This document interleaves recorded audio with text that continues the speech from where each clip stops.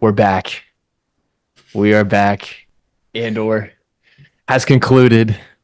I know we've all been waiting to talk for what's it been about? It's less than 24 hours right now. This is Wednesday after Andor. We're back with the Starlight podcast. We've got the usual suspects. We've got Daddy Sheev. We got Lord Dagovere. You. Honestly, I don't think there's a lot for me to say in this intro. We watched the show. People have watched the show. Let's just get right into it. How is everybody feeling? Just give me a little bit of a word vomit from you.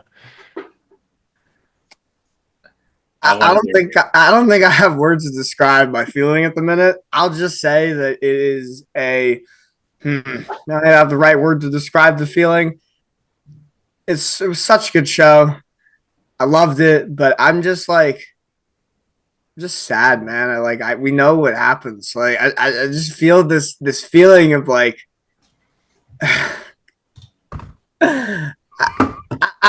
really can't. I have no words. Dagovere, how are you feeling? Yeah, I prepared myself to wear the right shirt, and so there's this stormtrooper on here, and he's been through it. He took off his helmet, and then he's just on the side. All right, like a Popeyes meme. Yeah, he's just done with it, bro. And they don't know, how we've been talking throughout this entire thing, and it was frame one, the moment this series was over. We all just kind of summoned each other into voice chat, and it was a collective like it was just over. We won, but we lost, and it was this very interesting collective energy of sigh and sadness and happiness. It was a lot of conflicting things, and I don't think I've felt like that since the Rise of Skywalker. And I'm not comparing Andor to the Rise of Skywalker. It's just that feeling of it's over. Yeah. I don't know when, it's over. That's how I can say is that it's over, and it's very sad, and I feel very empty inside. That's honestly the words that I could use to describe my feelings right now. Yeah, I think empty was the word that we all used on that call last night. It was like after the show ended, I felt myself like my body relax a little bit. I was so tensed up during the show that I literally physically felt myself like unclench my fists and just kind of try to go over what happened, because I made a TikTok video probably about 5 minutes after I finished watching it. Just word vomiting. Saw the eyes. Yeah, we saw the eyes. Yeah. I had cried a couple of times, and it was more describing how the show made me feel, because at that point I hadn't locked into any of really the plot. I mean, obviously the plot points, but like the specifics. It was just like a feeling, and I hadn't felt that way since watching Star Wars. It was the Mandalorian season 2 finale. It was the last time I felt that level of emotion watching Star Wars. But based off of like watching a TV show, it was like Game of Thrones, Breaking Bad level of intensity that I felt for that. So it was so hard to kind of piece my thoughts together at that point. But we've had couple of hours, we've had our night's sleep, albeit a restless one, to kind of simmer and look at all the plot points. We watched some breakdown videos, I'm sure, and I mean, this show is just great. But where do we want to start here? Like, do we want to start with Luthen? Kind of where like what happens where like the beginning of the first episode basically is like we find out that Lonnie calls for the thing, and like he calls for a meeting, and then all hell breaks loose from there. I can't even describe. This arc of episodes really, like, from the jump, this stuff was going down. Like, after Luthen meets with Lonnie, gets the information that he needs, Lonnie's like panicking, freaking out, about his safety, about his family. Hears everything he wants to hear, and then they pan to his body, and Luthen kills him. I literally screamed no at the top of my lungs when that happened, and that kind of set the tone for the entire episode. Just starting with that, I was like shock off the bat, like, oh my god, like this is getting real. And then Dedra like confronting Luthen inside of his shop with some of the best like kind of like dialogue and double meanings that I've seen between two characters in Star Wars when like she confronts him and brings the Imperial piece that he originally came to Andor for in season 1. And dude, like my man was not going to get captured. Well, he did get captured, but he wasn't going to let the Empire kill him. He's going to try to kill himself, going down like a badass. What did you guys think of that whole interaction? Yeah, I mean, even with when Lonnie gets killed, I was not expecting the episode to just start out right at the gate like that. I walked away to get popcorn, baby. I was not ready. And as soon as I did, Lonnie was dead. And I screamed in the kitchen. I was like, Luthen, he has a daughter. What are you doing? You know? And then, yeah, that was, I mean, but we all knew that this was going to happen, especially when you're in the ISB, especially people that, you know, read the lore and understand, like, hey, bro, there's no escaping the Empire. You know, you're either a part of the machine or you get eaten by the machine. And we see that in the later episodes, which we'll talk about. But I did love how Dedra was just being so unhinged in her own way in all of this, because she is right in her theories and in the way she is. Like, that's why she's so skilled, and that's what I think is so interesting about her, is that she's a freak, she's crazy in her own psychotic way, but she's also right because she knows these characters so well. And I did like how Luthen and Dedra were just kind of like playing it off, like, all right, who's gonna have the upper hand and the biggest revelation? And then she unveils the Star Path unit, which is so cool. And when I saw that, I was like, man, imagine if this show was 6 seasons long. Like, just how much greater that moment would have been in that sequence. And it's sad that we don't have it, but just even still with these 2 seasons, that was so damn good with that whole reveal. And we don't get a lot of blood in Star Wars. And Luthen just takes that dagger, Nautilus dagger, by the way, so that's cool, and just offs himself like right there, bro. Dude. And that was very intense, very crazy.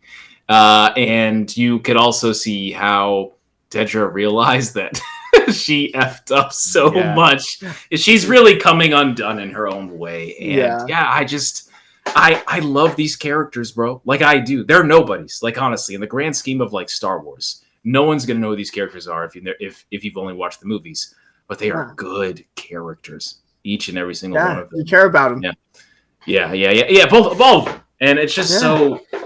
I just can't believe we only got 2 seasons of this shit, bro. Damn, man. It's boots on the ground Star Wars, which is something that I think I like to. I love the Force, and I love getting into, you know, the cosmic aspect of Star Wars. But it's nice to have a little bit of boots on the ground stuff, and these characters are so well written. And I love the fact that when Luthen's talking to Kleya when they're first meeting after he kills Lonnie, he's like, no, you have to go. Like, I'll do the burn. He knows that this is like a one-way mission. And he knows he's living this like self-fulfilling prophecy where he knows he's going to die. He's not going to starve. He says it all the time that he talks. He talks like in the beginning, he's like, I burned my life for a sunrise I'll never get to see. And then like when he talks to Cassian last arc, he's like, they'll hang us both. Like, we know that. So he knows this is coming, and I think he knows that this is the time, because what Lonnie just told him is the most insane, unhinged thing that he has ever heard, and he has to believe it at that point. Like, why would he come here? Why would he risk his life? Why would he risk his family's life? Like, he believes in this. It's so sad that he killed Lonnie, but it's necessary, and that's his character. There was no other way. There was no. He knows that he's not getting off. He knows that Lonnie's not getting out of this. He knows that he's probably not getting out of this. So he's trying to save. Every second he talks to Lonnie, he knows someone is coming. One step closer. And I didn't think he was thinking about Dedra. I thought he was thinking about someone like Krennic or higher. Yeah. You know? And which, oh God, man, I feel like there's going to be so much to talk about. We may not even finish it. But go on. One of the things that you have to realize, like, in this show, is that Dedra is like lower level. She is not even like top ISB stuff. She only got 3 blue. That's it. Yeah, that was demoted too. And I made a video about Dedra right before this podcast, and I said she thinks that she is a bigger piece in the chess game when she's only a pawn. She's only when a pawn. The king, the queen, and the rest of the pieces are way above her. We don't even see them except for Krennic in this movie. Yeah. So it's so interesting to see her basically be used the same way that she uses other people, and she gets what she asks. Like she gets what's coming for her. Yeah, in the end, it was kind of poetry. What ended up with her, but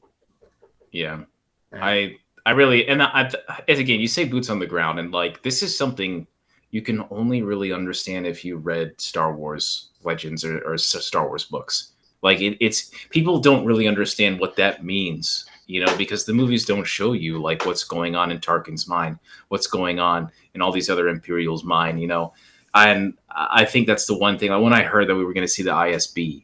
And I was like, this is like the most terrifying part of the Empire right here. These are lunatics that go crazy. A CIA on crack, basically, So, and you see Dedra, and yes, she thinks that she's a big fish, and in her regard, yes. But then when you see someone like a Tarkin get into play, or like a Thrawn come into play, or even someone like Krennic, who isn't on top with the rest of these people too, but when he throws his weight around, you really get to see like, dude, the Imperials like literally eat each other. Yeah. Even someone like Dedra, who's literally created all of this work and brought out all these people like Luthen and Cassian so they can be disposed of. So just really crazy, beautiful, beautiful ending to all these characters. And I thought it was like, when I saw it, I was like, dude, that's very expanded universe. The way like this guy may not like the Star Wars universe and writing for Star Wars, but he gets it. They all get it. Yeah.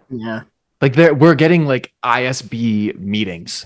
Like, yes, if you would have told someone, if you would have told me that, hey, in Andor, we're gonna get ISB meetings, like, oh, why do I want that? But then like it basically is kind of what you said, Dagovere, where you get in the mind of an Imperial, where like, no, these guys are like actively trying to destroy populations. Like they're not just like the bad guys for the sake of being bad. Like this is why they're doing it, and they're putting faces to Imperials, they're putting stories to Imperials, and they're putting motivations to Imperials that are absolutely terrible. Yeah. It's not just the ISB, it's like inside the intelligence bureau office where like everything is being heard in the entire galaxy, where they're listening on everybody and every single whisper of rebellion. Like that stuff that you only hear about in expanded universe stuff, and you get to see that finally in like one of the worst parts of the galaxy right before the Battle of Yavin, man. And it's just like, we wouldn't get this. Like we didn't get it in the movies. We wouldn't get this anywhere else. Yeah. And there's been so many shows in media around the original trilogy, and we have yet to see it on this level in live action, and only Andor brought it out. Yeah.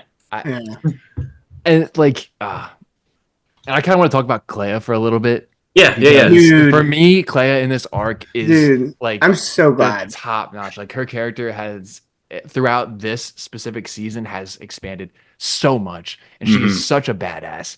And she, like, I think we talked about it a little bit earlier, like previous episodes where there's almost like a prodigy kind of thing happening where.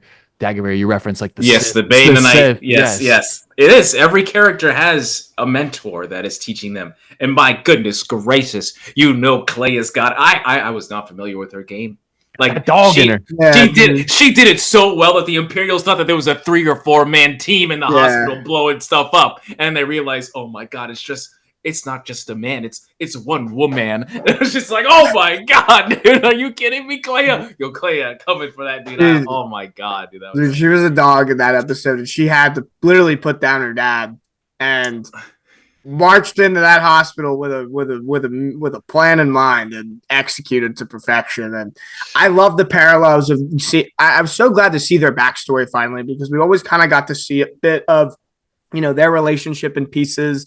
And then seeing like younger Luthen, like basically having like PTSD and like a breakdown, like he was served for the Empire, which is great context. So then seeing how like he finds a young Kleya and they kind of help each other, and seeing like, oh, what led them to, become rebels, and those parallels into that episode, and then of her, killing Luthen, it was just poetry. It was just so well written, and I loved seeing all that stuff and like what radicalized these people, and getting that backstory, and like caring even more about these characters. Like that just made me even care more about them, and made dude, I was dude, I can't say words when she did that, and her tears are coming down her eyes, and she's taking Luthen off life support. I'm a wreck. I'm losing it, dude. I never thought I would lose it over like that in Star Wars. What were you guys' reaction to like that part, man? Oh god, I was a mess.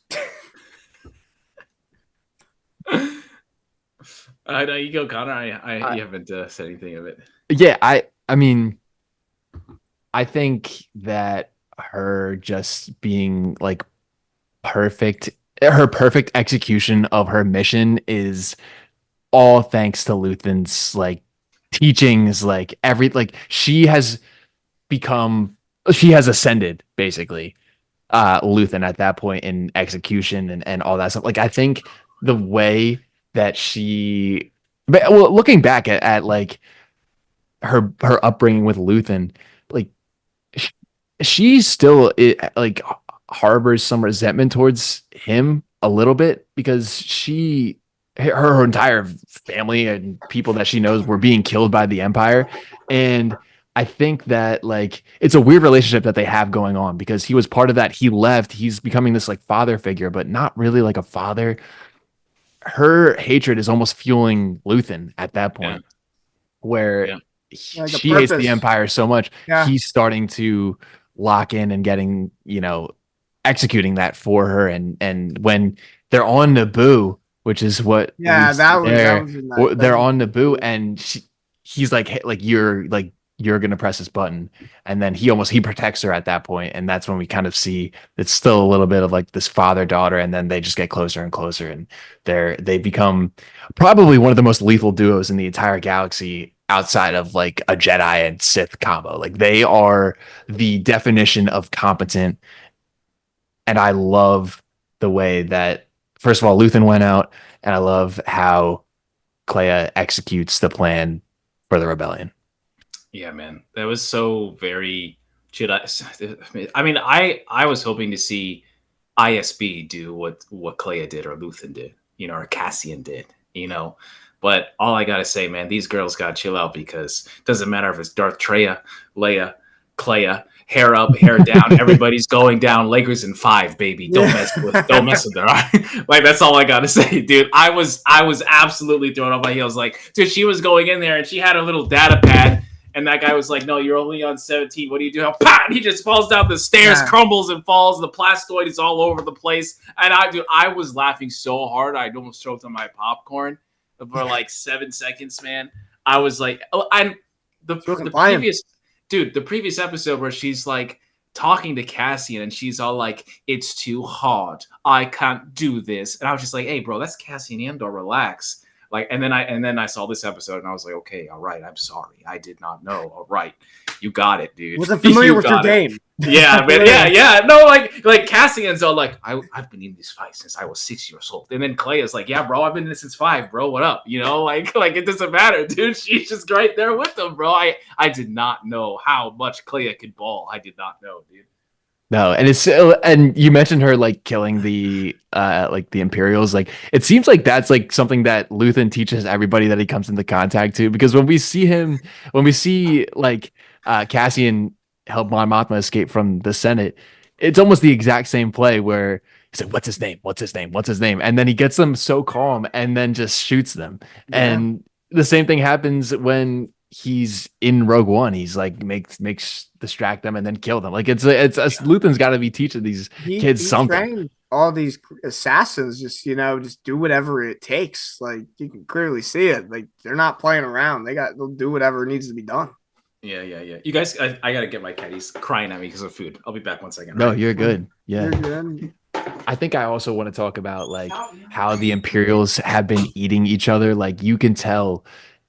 Yeah, dude. When after Dedra is basically locked up in prison, like the other Imperial like out of desperation comes down to Dedra because he wants help. Basically. Yeah, her former assistant, like he wants the help, and that's an interesting dynamic I'd love to go into. Is like you can kind of see the parallels between how the empires run and the Sith, like kind of like destroying each other and using each other to like gain their own, advantage on top of each other and like rise in the ranks. Well, yeah, like that's like, so I mean, going off the Sith, like that was the problem with the Sith in general, and Bane wanted to destroy that. Like they were all infighting, they were all eating each other, and then Bane's like, all right, we're done with this. Like I'll destroy all the Sith. So it's just two who can sharpen each other, which is almost like what Luthen and Kleya were doing. They were just sharpening each other. But we were talking about how the Empire just eats itself. Yeah. It's so true though, man. I mean, like, that from Rogue One because of Krennic. Krennic's been going around, doing all these things, trying to hide his project, oh my God, let me get me started on the whole Thrawn versus Krennic versus Tarkin whole thing with all of the defenders and the Death Star. But yeah, dude, it's so crazy that my cat opened the door. My cat wants food so bad, bro. That is crazy, dude. Yes, I'm sorry, guys. You're good, big dog. Yeah, you're good. You're good. You're good. There's back part 2. Feed the cat time. But yeah, Connor, like it's just interesting that dynamic that like Palpatine created to kind of like enable his, empire to run like, like strive for the best, like one up each other and kind of create like this infighting like we do see with the Sith of like trying to like consume each other and like play each other basically for their own game. And we saw Dedra do that in season 1 with the other, Imperial officer and like stepping boundaries. And then it kind of happens to her and, she ends up in the cell and it's just very interesting. That's kind of like the downfall of the Empire too, is like because of all of this like ambition and infighting that they're not able to like really, work together to, take down, Cassian and Luthen. So yeah. Everybody's just pawns in the Empire. Yeah, literally, like, they're all just pawns in the machine.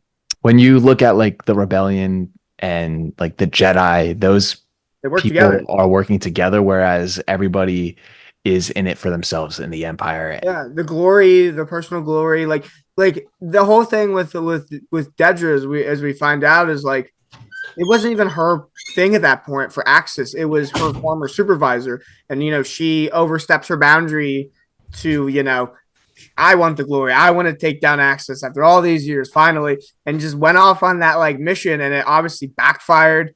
Luthen says, "You're not capturing me. Fuck you. I'm stabbing myself," and then loses that important piece. And we see her then in the cell, paying for her actions essentially for stepping boundaries.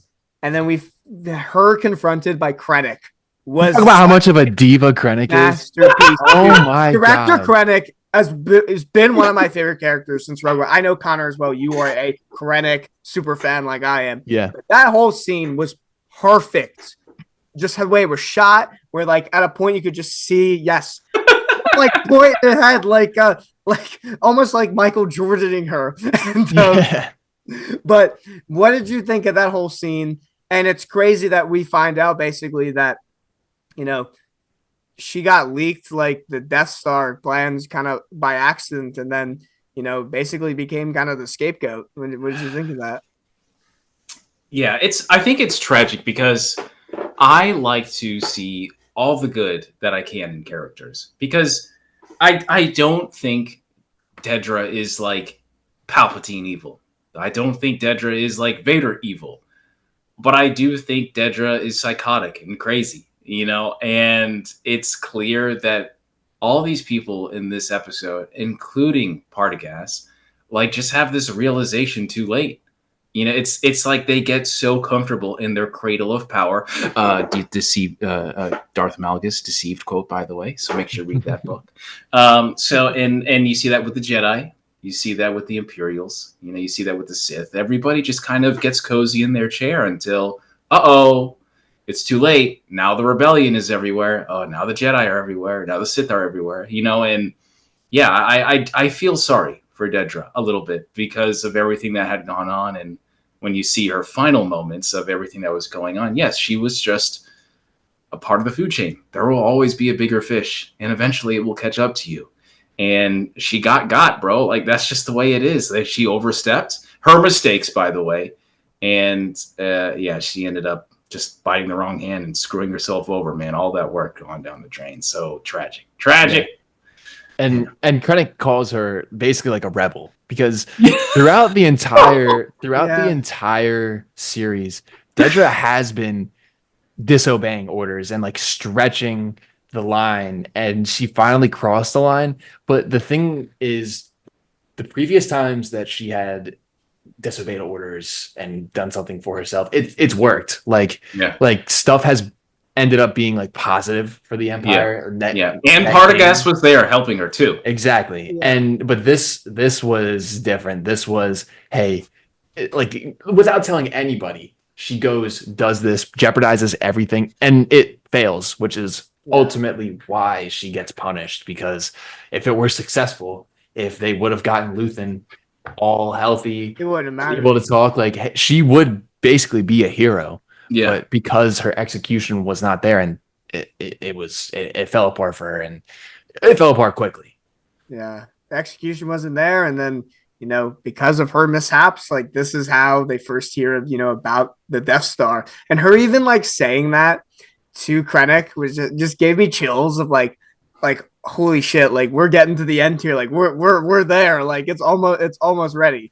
That was just so well done and shot. And then because go ahead. No, go on, Chief. Sorry, I thought you were done, fam. No. Well, I kind of was. Dude, you got it. Well, I was just like, you mentioned the Death Star, and I was just thinking, like, I feel like as Star Wars fans, especially like original trilogy fans, we kind of take for granted the Death Star. Like, we know Luke Skywalker blows it up. It's not that big of a deal. But you really start to see how big of a deal is with Rogue One, how terrifying the Death Star is. Playing Fortnite, seeing that thing drop every single day, and I see that, oh my God, the thing is right there. Yeah. But also, like, Rogue One, what is the one-off novel that's I don't know if you guys, I've read it, I can't remember what the heck it's called, but that's where Krennic and Galen Erso basically take away the Death Star from the Geonosians, and the Separatists and everything's going on with the Republic, then it transitions to the Empire. So you see like how it came to be. But then, season 1 of Andor, and then season 2, it's just like, dude, like, the Death Star is like a really terrifying thing. And it's not even on screen yet. Like, people are dying because they accidentally find out about this thing because some idiot in the Empire decided to put paper on the wrong desk. They got the wrong emails with Dedra. Like, the files just kind of like came across her desk somehow, and then instead of telling anybody, she was like, "Oh, I'm going to use this to my advantage." And like that's right? Yeah, I think she's lying. I think it was like, "Oh, I just had access to this inbox, and look what I saw." Yeah. Because Dedra's kind of slimy too, because that's what she's done. But even still, if someone like Lonnie was like able to find out accidentally. They're going through Dedra's inbox and everything, and it's just like, bro, this is a planet killer. This is a people killer, bro. This thing's killing people, and it's not even operational yet. Not just with Gorman, but also like Imperials. They're like, oh shit, I didn't mean to walk inside this building. So confidential. Like, nobody can know about it. Like, it's such a top secret Crazy. Mission or top secret project, dude. And Pardagas talks about that. Like, when he's talking to Krennic, he's like. We can't keep this a secret. Like, we should have been able to like get this operational now, or else like or like we're all gonna die. Like, we're all gonna die, and that's something that is very interesting to see on that end, where it's like these Imperials are like these top Imperials breaking out to panic. They're starting to crack. We were talking about Luthen earlier, how he was cracking, but like now these guys are starting to get put under the gun. Yeah, it makes sense for Luthen. Yeah. Yes. Yeah. Exactly. That's exactly what I was getting to. Like, it makes sense for Luthen because he's just one guy and like a few people. And then sure, there's rebel cells, but like, bro, this is the entire Empire. This is the entire ISB. And they're all like, I can't tell this person who I literally see every day about this crazy thing that's going on. Yeah. And then you see Pardagas and Krennic like talking, and it's kind of the most interesting engagement that we've seen with Krennic, because it's like this person is actually his friend, which we don't really see. Krennic is always like either fighting someone below him or on top of him. And we've never really seen him engage with someone that's like, oh, yes, I don't have to be a diva around this person, So it's really interesting. And even Pardagas was like, I can't help you any more than I've already helped you, man. Like, what the hell? Just go south. Yeah.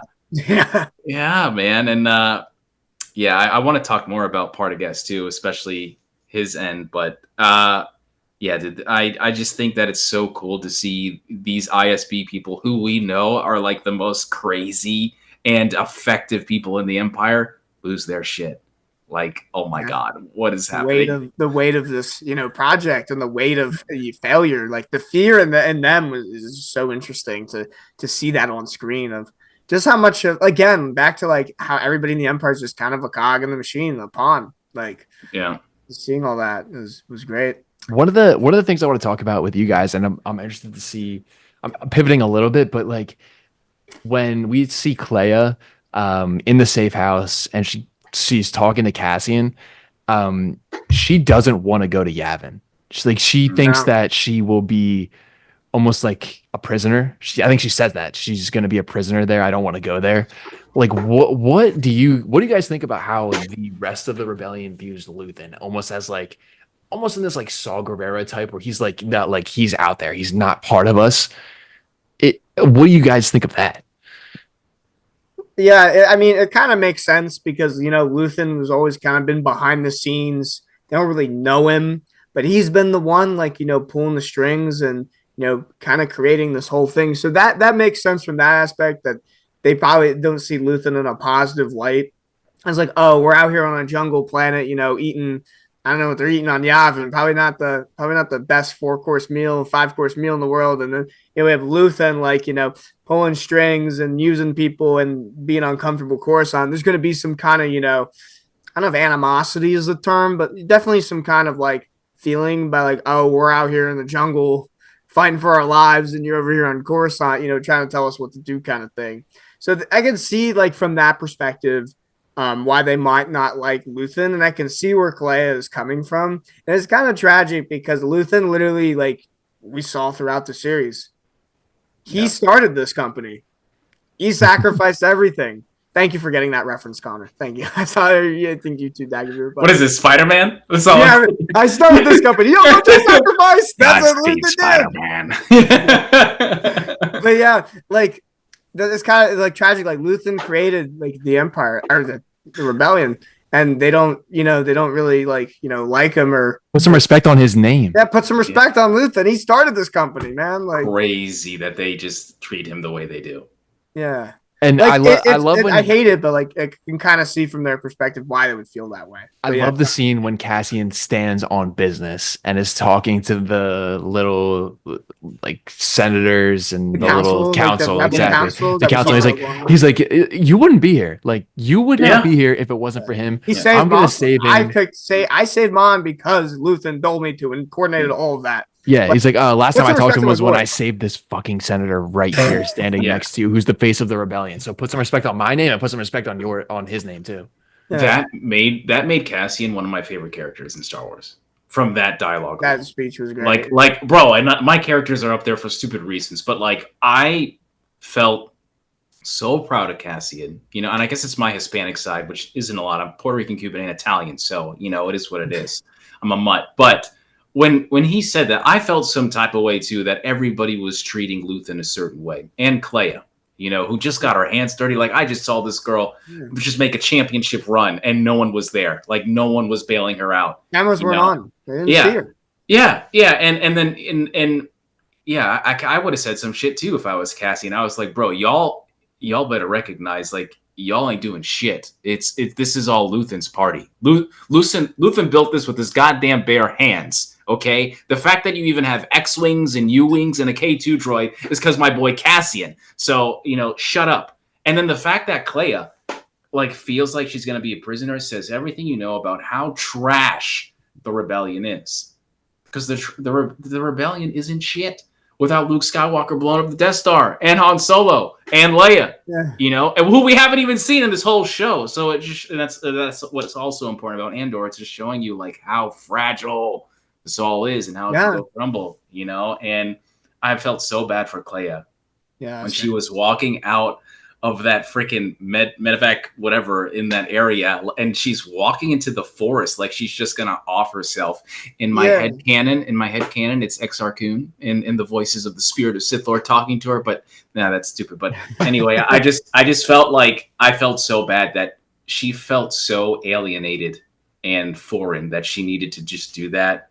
And thankfully, Vale was there to help her out. But that's so sad, bro. Like, that's so, you've been in it for so long that the rebellion, you don't like, the rebellion can even see you as a friend and an ally. Like, F that, bro. Nah. Yeah, that sucked. But I'm glad that, you know, as we see then there, you know, Cassian, you know, still, you know, game to save her. Also, can we talk about we finally got like a K2SO like murder like horror like always murder like horror scene, dude? That was so great. I was laughing so hard at that. That was crazy that they did that to that buddy, man. Like, what was his name? Eddie? What's his name? I can't remember what the hell's name was. The supervisor. The supervisor. Yeah, he's meat shield today, man, because that's exactly what he was when K2SO picked him up and then dude was neck. And then used his body as his shield, and he's just getting shot in the chest. Hey, man. Supervisor Hirt. Yeah, Hirt. Thank you so much, dude. I just know him because he looks exactly like Tarkin. He's like dollar store Tarkin, like the way he looks. It's so funny, man. Yeah, like a young Tarkin. Yeah, but it just cracks me up with K2. Is like he's only been in what, like 2 episodes of Andor and 1 movie, and he's one of my favorite droids in Star Wars because he's voiced by like this positive voice, like cheery voice, and he's just a murder robot that just flings people around and is using people as meat shields and crushing people's skulls.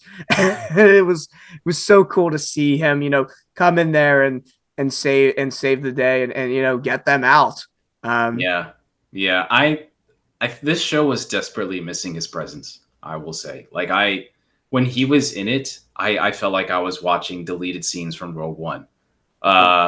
It sucks that we didn't have him at the beginning, but when you see the vision, it makes sense. But these last 3 episodes were just a different tone because he was in it, man. And the bickering between him and Cassian I didn't realize how much I missed that. Yeah. And like, honestly, like you were saying, like in the bigger picture, it makes a little bit more sense that he wasn't in there to begin with. Because I think Tony Gilroy said this. He's basically like, you can't have K2 do a lot of the things like with Cassian. You can't do like a buddy cop kind of thing throughout the show because he's a spy. Like, it's hard for K2 to be a spy. He's very noticeable. He's loud. He is funny. So I think it might have changed the tone of the show a little bit as well if he was in there, because like you said, like I was laughing at a lot of K2. Them playing cards in the beginning of that last episode, just drinking beer, like playing with the poker with the boys. Him and Melshi did. Oh, that was exactly. So I think it's in a few days, right? Like, narratively, it does make sense. A little more sense for him to be like used less, but when they used him, he was fantastic. Yeah, man. He was very well used, and then they kind of, you know, rescue.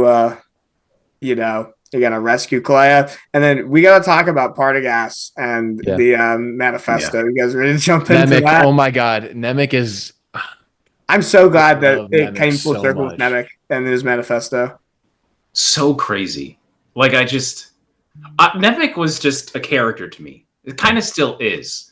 But I think that's, again, what I think we talked and touched up on last week or the week before about how people that you've never known, like, touch you and influence you and affect you, you know, whether it's like people online or this video that you saw, you know, or Cyril realizing Cassian doesn't know who the hell he is, you know, which is the foundation that he built all of his purpose on.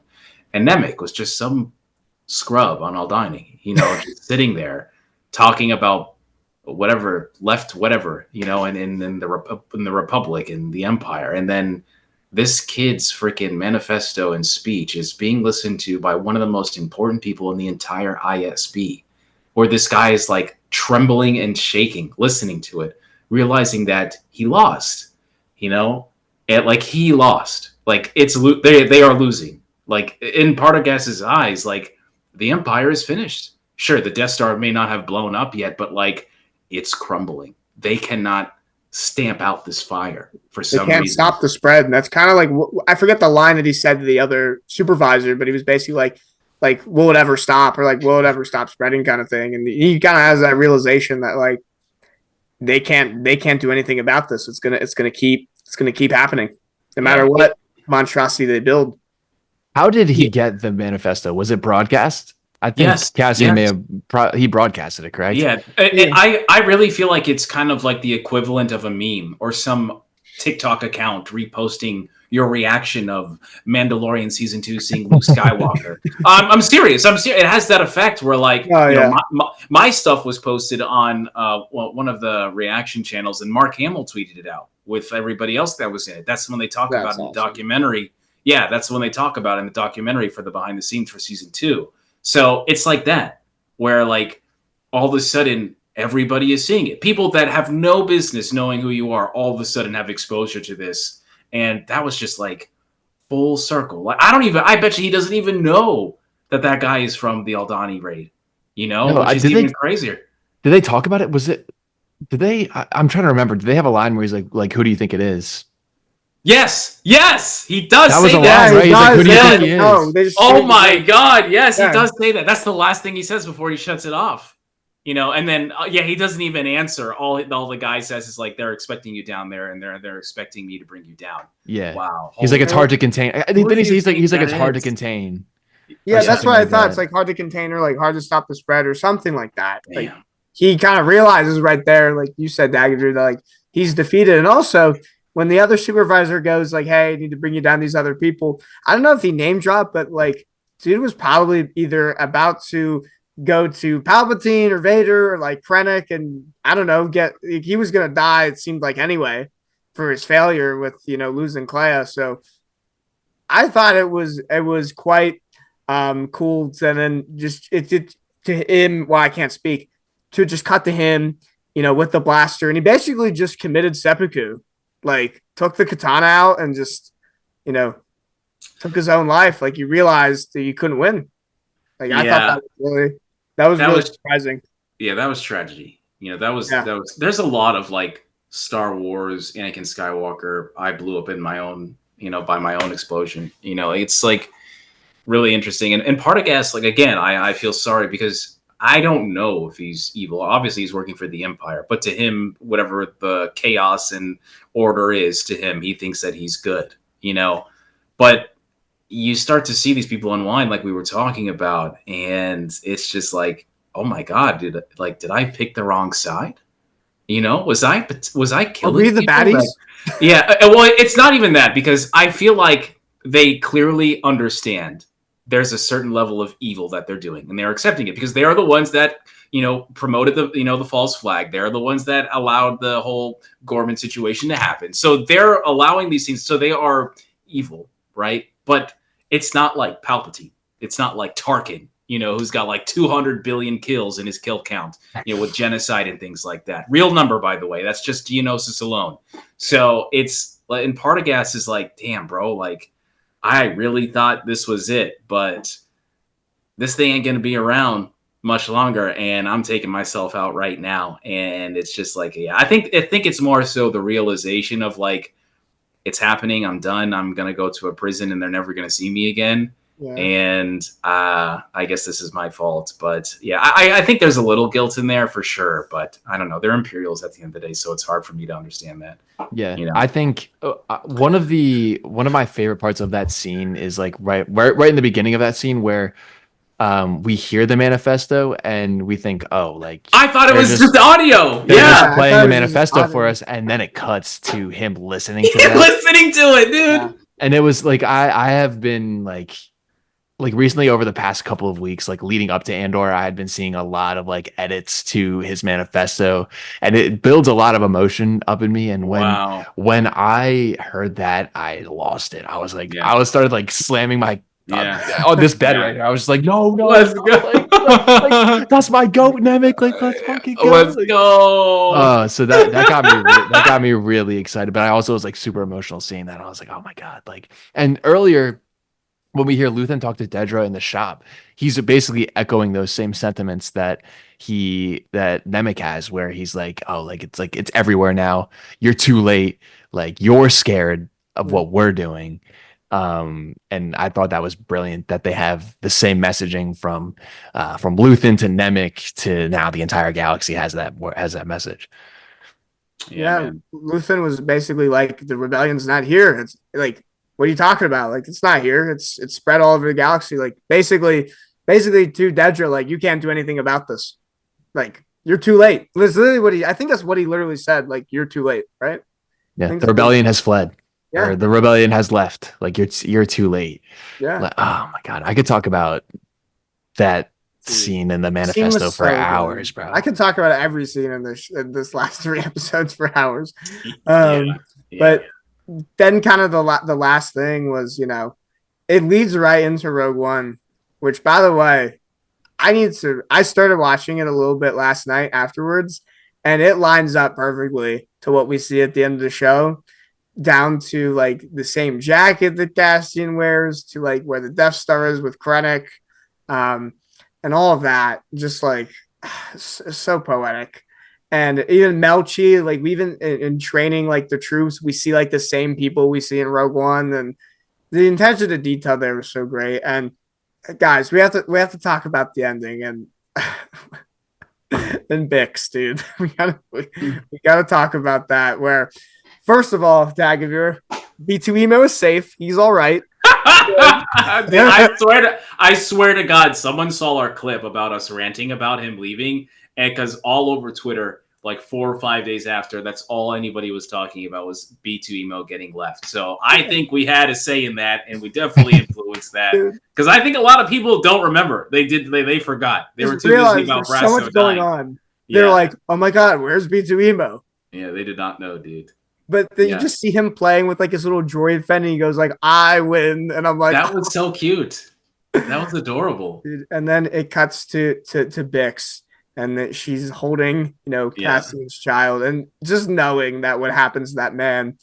And then even hearing early in the episode about Vel telling Cassian, like, you should go see Bix again, but she like doesn't tell him why, and like drops a little hint of like, oh, like you should go see her. Like, I forget the line she specifically said, but then seeing that at the end, I literally screamed at my TV of like, literally no. Like, I hit like a Darth Vader, like, no! Like, we know at the end of episode 3. But, dude, what did you guys think of that ending? And I thought we predicted that she was pregnant. I could have sworn we had talked. I don't remember that conversation on the maybe I was ranting and just. I don't remember predicting that. Yeah. I was entirely shocked, but now seeing like the, seeing the little hints they threw in, throughout the episode, it all makes sense now. But dude, like it's just so tragic, that with her video, and then knowing that like he never comes back, just.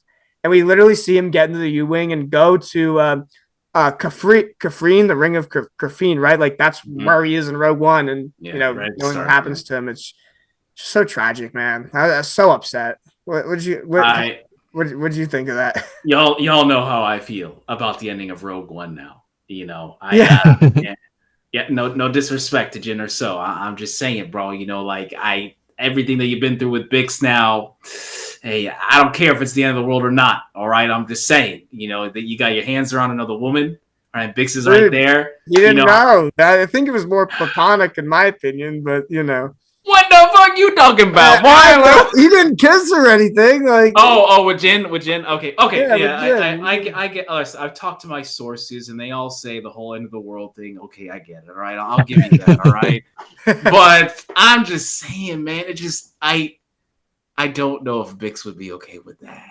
That's after everything's going on. Dave, I was about to die to the Death Star. What did you want me to do? But I'm more upset at the fact that I know that I just thought they were so good for each other. They were so good together. And now that they're taken away, and oh my God, this kid is nameless. We don't even know a name. We don't want to know what's going on. But where is this kid at? Bring him in the sequel trilogy. What the hell is going on? Come on. Stop teasing me. You're making veins pop out of my head, dude. Oh my God.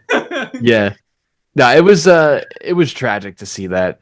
I'm a little disappointed that we like just with the fact that I feel like Bix was a little bit sidelined in that last arc. Like obviously like I like that she made the decision to leave. I'm glad she like didn't like die just for Cassian I to feel thought that was gonna sad. happen. Yeah, I Like thought that was gonna happen. in hindsight, I thought she was dead. I'm glad that they didn't do that to her character. It is just tragic. Like it's very dramatic for them to like make her like be pregnant. Like it's I think I was listening to like a Star Wars explained video, and he's like it's almost soap opera ish Oh, where interesting. they did that. But I think it just makes it even more tragic. Every time that there was a reference to something in the future that Cassian would make or any of these characters would make, it's like they were twisting the knife that was already in my gut. So That three-sided knife, boy. yeah, it was so like everything was amplified, and that whole montage at the end was something that really broke me at where seeing like where everybody kind of ends up, like looking at Kleya who wakes up to a sunrise that was created by her and Luthen, that the sunrise that Luthen wasn't able to see. It wasn't able to see. Yeah. And that was beautiful for me. I think that we can go into a little bit about Dedra where she ends up. I think that honestly was I really enjoyed that. I enjoyed her seeing her where I'm sure she put a bunch of people in those prison Yeah, she cells. ended up in the same spot after all that. It's kind of poetically tragic in the sense of like, you know, like you said, Connor, she put so many people there and she was just trying to, do what she thought was right and ends up in the same spot. And basically it looked like it was like a Narkina 5, like kind of, like this. I don't know if it was the Narkina 5, but it was like the same kind of prison. I thought for a second she might just, go on the zappy floor and just end it all, but she kind of just breaks down in her cell, and that was just kind of really powerful at the end there.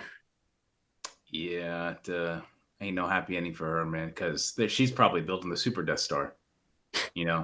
Straight up. She's probably building the second Death Star. Building more parts. Straight up. Yeah, no, and she's not getting out until the rebellion rescues her, to be honest. Like, that's it. Like, you're done. And that, in my opinion, was the only way I felt like her story was going to end, because of how the Empire works. They're always eating each other. That's just how it's going to be. Yeah, and the moment I saw her demoted after the Ferrix debacle in season 1, and then we see her like, oh, that's it. I was like, damn, bro, is this going to be like a tragic like just descent for this character? And it seemed like it was for a lot of the Imperials that were in the show. So yeah, no redemption for really anybody.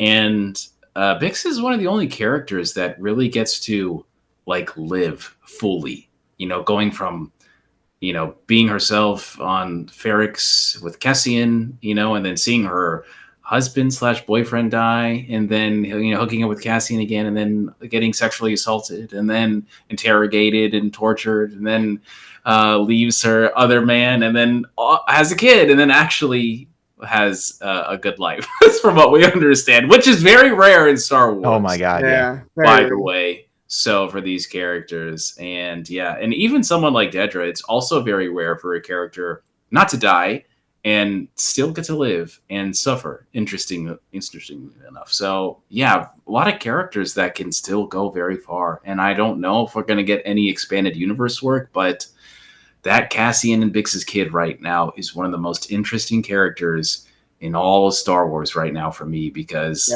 is this kid going to be Force sensitive? Is this kid going to go off and do things for the Resistance, for the First Order or whatever it is?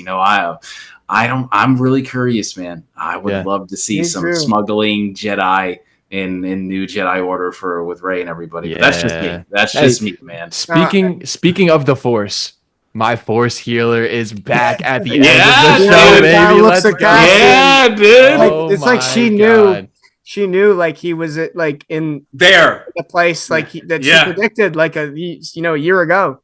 And he gives her He gives her the little nod. Oh, He gives her yeah. the little nod. Yeah. He's like, hey, you're right. Like, she knows that he's going to deliver Yeah. a message, and that I literally just got chills like thinking about it because there's something about the mysterious, like the mystical force that got me. And I think I texted this in our chat last night. Like, it gives me the episode 4 A New Hope mysticism of the Force. Yeah. And I don't know if it's the way that she's dressed, if it's the way that she looks, and it's the way that she acts. Like, that gives me that chokes me up, and that gives me a little, like, it gives me chills. That's like how I felt when I was a kid looking at the Force. Yeah, it's enigmatic, And man. it hits. It's mysterious. It's exactly what the Force should be. And I'm not trashing any project. Please understand this. I'm just saying, like, when you watch A New Hope, when you watch the original trilogy, there's something about, like, can you actually lift a rock? Whoa, wait, you can shoot these lasers out of the star and then push them inside this giant Death Star and blow them up? Like, it's just like, wow, the Force is crazy. What can you do? And seeing her from that perspective, because you don't know anything about her whatsoever. And she's even telling you, like, I don't know. I just know you're important and you're going to have to do this. And that right there, from him healing, him getting his blaster healed and then doing that, it's just like, it's so the Force in Star Wars. And this girl isn't even a damn Jedi, bro. No. Like, perfect. Like, bring it back, baby. Bring it back. That's what I want to see more of, man. Bring back the mysticism of the Force. Anything in Star Wars that is mysterious, it hits so much. Like the Bendu hits so much when I watch it in Star Wars Rebels. Like anything that's like, I love the scene, and I'm gonna bring it to The Last Jedi. I love the scene in The Last Jedi when the kids are playing with the figure of Luke Skywalker, and it's like the legend of Luke Skywalker. And like the legend of the Force, like he can do these things. He can stand in front of an AT-AT, take 1,000,000 shots, and still live. Like that is the mysticism of the Force that I absolutely love. Yeah, I do not like The Last Jedi, but I liked that part because that is the Star War. That's all I'll say about that because I'm really passionate about that reason. But yes, I understand too, and that's a very good part of the movie. There you go. Thank you. Yeah. Thank you. Yeah. No, I don't know, man. I just it's because you guys know me, how critical I am about no lightsabers in the Force, yada yada yada. But it's just like when I see parts like that, I'm just like, can we have 12 more episodes? Like, please, just please, and Tony Gilroy says this stuff, and I don't get what he's saying. Like, Darth Vader is hard to write, or the Emperor is hard to write. Like, well, come on, bro, you don't gotta write. Just put them in there, man. Like, it's hard. They don't gotta say anything, man. Like, But I understand what he's saying. I get the idea of like this is the way he does it. We don't want to just put in a character just to put it in there. Remember berries. I understand. It's writing. This is the way we do it, but. I don't know, man. I just feel like even with how good this show was, I still believe it could have been, way up there. That's just me, though. Yeah. I think I might disagree a little bit because like the aura and the mystery of like Vader and the Emperor's. Well, they mentioned the Emperor a bunch of times in this show. Yeah, but, absolutely. Like for me, that like mysticism again. We go back to that is. Like it's still a presence. Like you always know that the Emperor is there, and it's almost sometimes more powerful to be like, hey, like we know he's there, and like even when there's a line in this where K2 talks about like, hey, I was at this parade, like the Emperor was there. Yes, that was amazing. Because I know, and he also remembers, which is crazy because synthetics, and technology, it's not. Force obviously is not supposed to be. The Force sensitives are not supposed to be droids or anything like that. It's all life. And the fact that he still remembers because of the Emperor's aura, even after being rerouted and everything and all that stuff is absolutely crazy. But it's not even like Darth Vader. Like, I would have just loved to see an Inquisitor just like track down people on Yavin, and go crazy, and whatnot. But that's just me wanting my Star Wars, the stuff that I like about Star Wars. Fair. Yeah. So, but again, like I can't agree to say that this is the greatest Star Wars media ever, but I can agree that it is one of the best Star Wars ever. I think it was peak. Like, I think this is peak. And the question I find myself asking now is like, what happens now? Like, I feel like any other Star Wars project, if it's like not this good, I'm gonna just kind of be disappointed. Like, I don't know. Like how do you guys feel about that? I know we talked a little bit about it last night too, with like, all right, we can make a start. Not to like talk trash on like any other Star Wars projects. I like those for what they are, but like we've been taken to a level with this series, and I want to stay at this level. And now I'm worried that we won't get back to this level because of man. Well, I think we've looking at like other Star Wars projects, like I keep referencing Star Wars Explained a lot, but like he had a reference that says that he always says that Star Wars is a buffet where it's like, hey, you can pick and like, hey, I want more of this. I like this. I like this. I like this. It's all Star Wars. It's all really good. Like, I think we've been exposed to a level of effort that hasn't been met. And that's not to say that a show with Jedi and a show with Sith can't meet that level of effort, because it can. Exactly. It just hasn't yet. It just hasn't. Exactly, Connor. That's a good point, bro. Yeah. Like you guys know me. I don't care what anybody says. I still think The Mandalorian, the first episode and the first 2 seasons of Mandalorian are still like the best Star Wars TV, just because of how it just captured the world. I explained this before about Baby Yoda and how people that didn't even watch Star Wars knew who Baby Yoda was. You know, like it's just nothing in Andor has captured people like that yet. You know, not yet. Doesn't say that it can't, but not yet. But with these other shows, it's not that I don't like them, because I love them. I talk more about them than I do Andor. But there is a clear difference in the way this looks, in the way it feels, in the way the writing is, in the way the acting is. We have not seen that for at least Star Wars TV and some movies. You know, that is going to be the problem. No matter who the person is, they're going to look at a show like The Acolyte or Kenobi, and they're going to ask questions. Doesn't matter what intent that they have, questions are going to be asked. And after the fact, that when these shows come out, whether it's The Mandalorian and Grogu or Ahsoka Season 2, and we're looking back at this and saying, what the hell happened? I don't know what's going to happen to Star Wars shows in the future because of the criticism that they're going to get because of Andor. You're going to get compared to the show because of the level that it reached, no matter what. No matter like who the director is, like you said, Dagovere, no matter like what the writing is, like it's going to be compared to this show because of the standard and precedent that it's set. Yeah, man. Yeah, and that's the stuff that I was telling you about before the podcast. It's like it goes into a very elitism for Andor. Yeah. And I personally feel like that elitism, where it's tearing down other Star Wars projects, is just as toxic and nasty as that other side of the fandom that just tears around everything. And that is what I'm terrified of, is to the point where the own fans that love to eat this stuff don't want to eat it anymore because they ate at a different buffet, that the Andor buffet, you know? Yeah.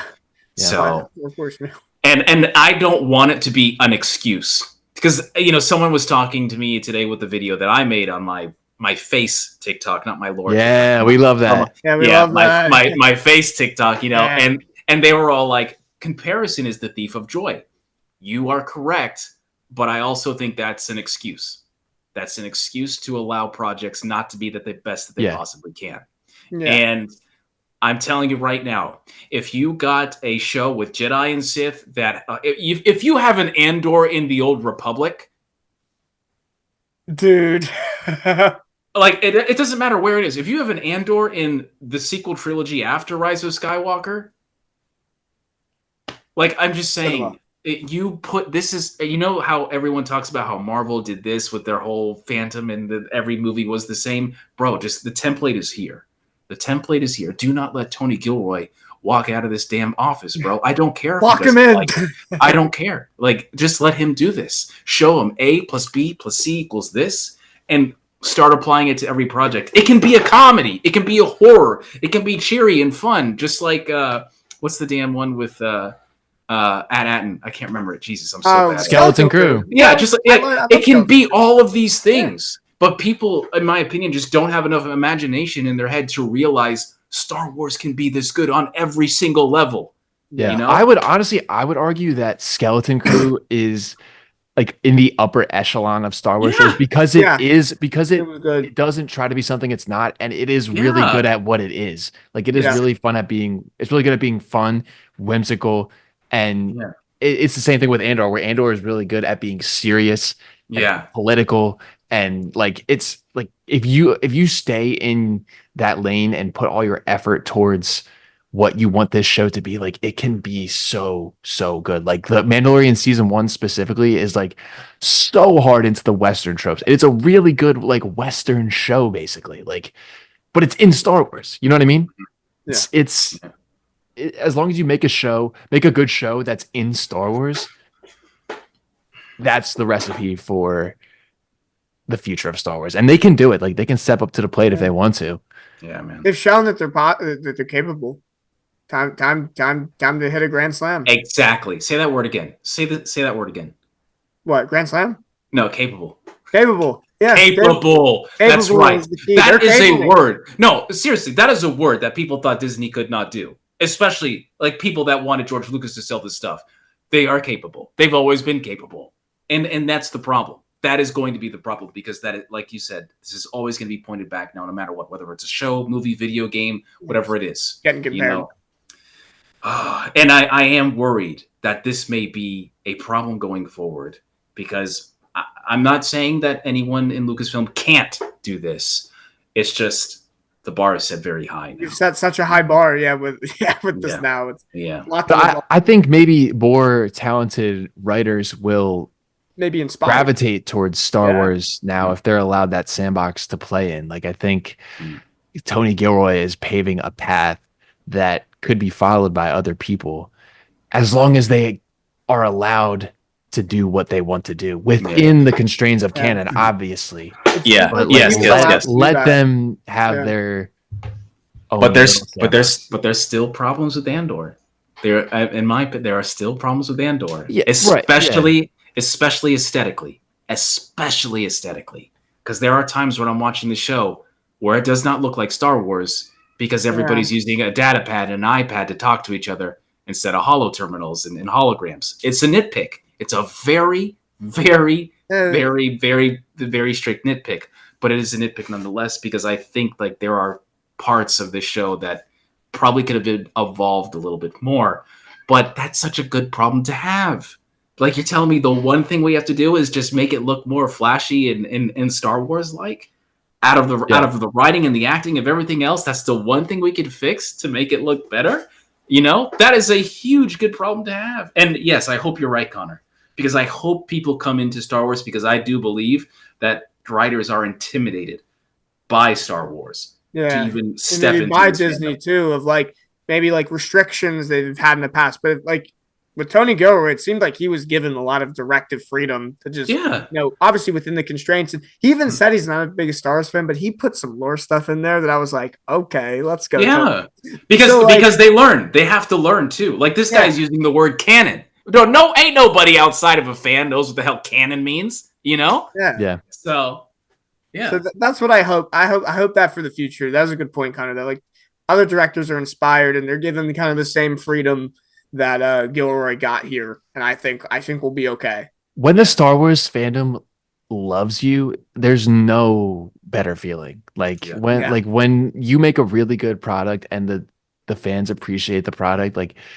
you'll look at like Star Wars Celebrations now where like the prequels, like all of these kids that grew up with the prequels, like we're adults now. Like we are like so thankful for the stuff that happened in those movies that like Hayden Christensen loves going to all of these events and things like that. Like it's super cool to see. Like Ahmed Best, like we love him as like an actor. Like he's I don't know. Like I think it's so rewarding to be something positive in the Star Wars fandom.